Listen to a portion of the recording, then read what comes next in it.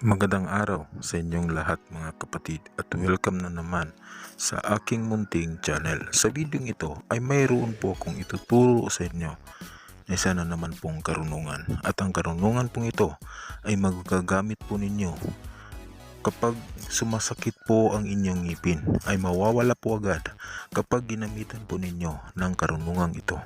Pero bago ang lahat, kung ngayon ka palang napadaan sa aking munting channel, ay mag-subscribe ka na at pindutin ang inyong notification bell. Ang karunungan pong ito mga kapatid ay dapat po ninyong isave sa inyong mga notebook o sa inyong mga cellphone sapagkat magagamit po ninyo ito balang araw.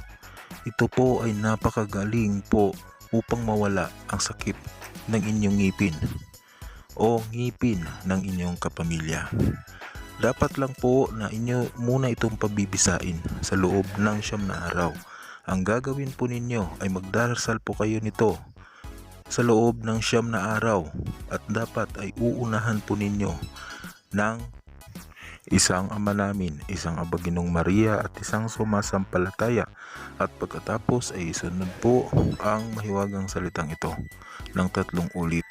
Inyo po itong dadasalin sa loob ng 9 na araw, sa umaga at sa gabi po, nang sa ganoon ay sigurado po na inyo itong mapapagana kapag ito po ay inyo nang gagamitin.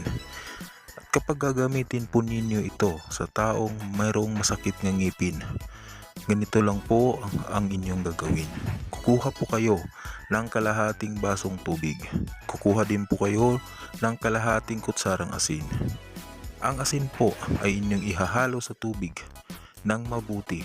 Pagkatapos ay ibulong po ang mahiwagang salitang ito sa bunganga ng baso na mayroong kalahating tubig. At ito po ang mahiwagang orasyon na inyong gagamitin at uusalin ng 3 ulit sa bunganga ng baso na mayroong kalahating tubig. Ito po ang orasyon. Sanit susavit, aum pram igote, suspendat. Yan po ang mahiwagang orasyon na inyong gagamitin mga kapatid, nang sa ganoon ay mawala po agad ang sakit ng ngipin na inyong nararamdaman o nararamdaman ng inyong kapamilya. Napakamabisa po ng orasyon ito mga kapatid kapag inyo pong napagana na. Lagi po na gumawa ng kabutihan sa ating kapwa at lagi pong mapagbigay. Mapagkumbabang loob po ang dapat nating pairalin, nang sa ganoon ay ibigay po ng Diyos sa atin anumang klaseng orasyon ang gusto nating mapabisa. Sana po mga kapatid ay makatulong sa inyo ang karunungang ito. God bless po sa inyong lahat at palambing naman po ng like and share ng video ito. Salamat po.